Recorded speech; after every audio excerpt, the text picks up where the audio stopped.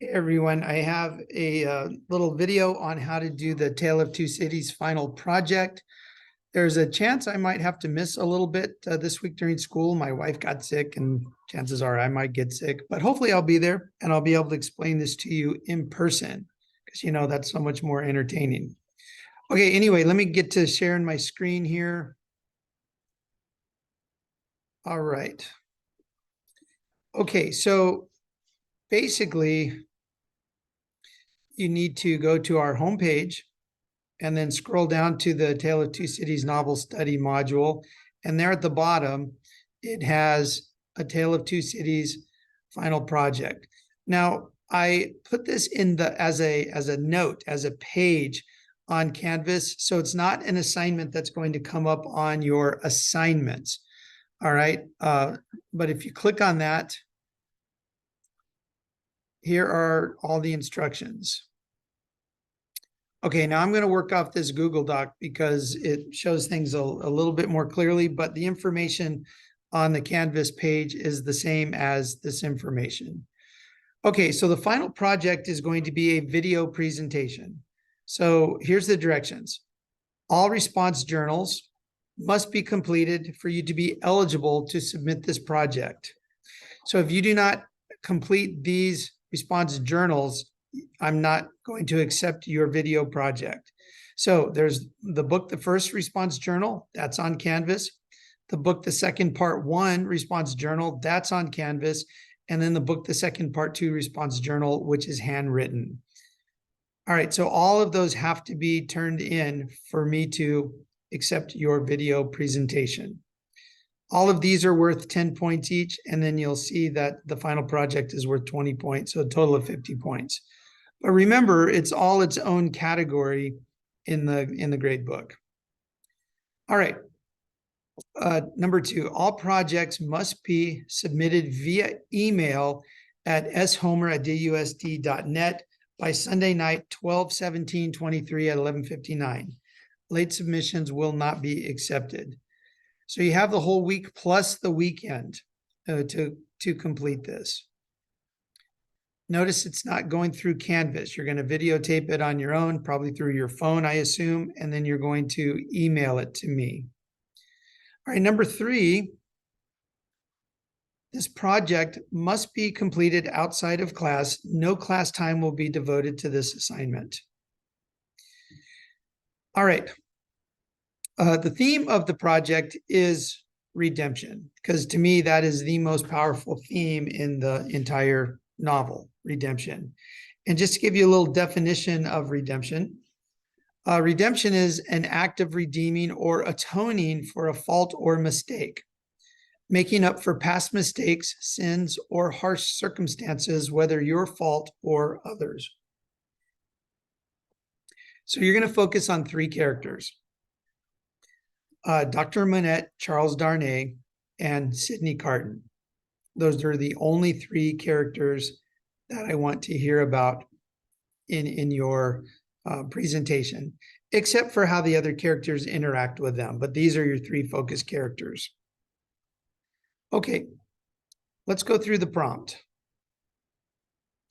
Okay, in your prompt, your prompt is discuss how each character exemplifies the theme of redemption. So each one of these 3 characters exemplifies the theme of redemption. Highlight the one character that exemplifies redemption the most and the factors that make you think he is the most redemptive character. Now, in your presentation, these are the things that I want you to focus on. You need to include these following points. And if you just organize it according to these points, you'll be in good shape. So the first is, what mistake or harsh circumstance the character was attempting to redeem.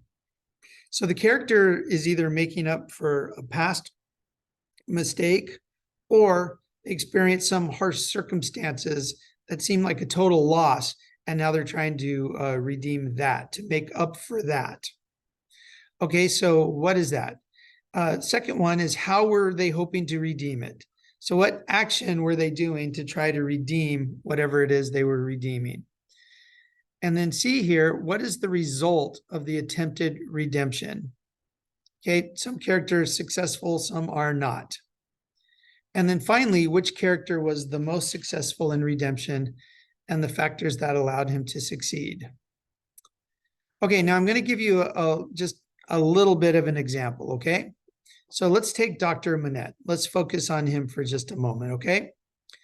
All right, so what mistake or harsh circumstance was he trying to redeem? Well, for him, it was the almost 18 years in the Bastille. That otherwise would have been a total waste of his life. He wasted his life. He lost his sanity for a very long time.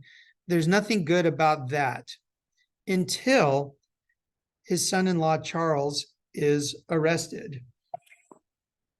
Hold on, we got an announcement going on. Clear campus now by exiting through the Old Hall gate. All students must clear campus now by exiting through the Old Hall gate. Okay, so now once Charles Darnay was arrested in France, Dr. Manette was able to go back as a former Bastille prisoner. For all the revolutionaries, that would have made Dr. Manette a hero because he represented like the worst of what the nobilities were able to do to the French peasants or the citizens. And so he's kind of a local hero because of that. He tries to use that status and that influence to try and free Charles. So that's his way of redeeming that lost time in the Bastille. Okay, so, that's what he's trying to make up. That's how he was hoping to redeem it. And then those of you who read this, you'll know what the results of that were. All right, moving on. Here's a few tips. I want you to prepare an outline, but not a script. I don't want you to just read a script.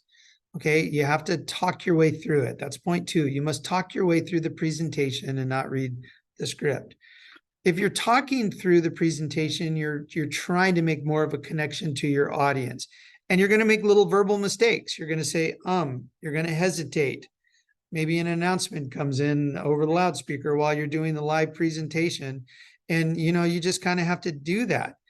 So I don't want you just reading a script. You can totally tell when someone's reading versus if they're just talking to you.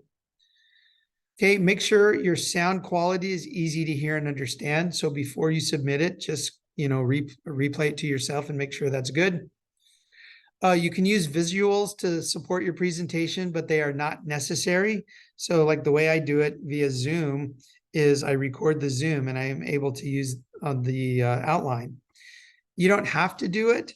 I think that the reason I do it is I think it enhances the presentation and it also helps me stay on track, but it's not necessary for you. Okay, now groups are okay with the following conditions, okay? So if you are one person, you need to do a 5-minute presentation. If you are 2 people, that has to be 7 minutes. And these are minimums, okay? These aren't maximum, these are minimums. If you have 3 or 4 people, you have to do minimum 8-minute presentation. And groups of, sorry, that should say groups of 5 people. See what I'm talking about live presentations? Groups of 5 people are not permitted. If there's 5 people in a group, then there's not really enough work to go around. But here, under the presentation, you have 4 distinct points that you can make. Or you can have someone present about each character and then a 4th person explain why one was more redemptive than the others. Okay, and then back to this, include the first and last names of all group members in the subject line of the email. All right, this is due no later than Sunday night, 12/17/23 at 11:59. Late submissions will not be accepted. Send it to shomer@dusd.net, and it is worth 20 points. Okay, everybody, that's the basics. We're not going to devote class time to this, but of course, if you have any questions, you can ask me in class and I'll respond to those, or you can email me and I'll just respond to you individually. All right, I wish you all the best on this.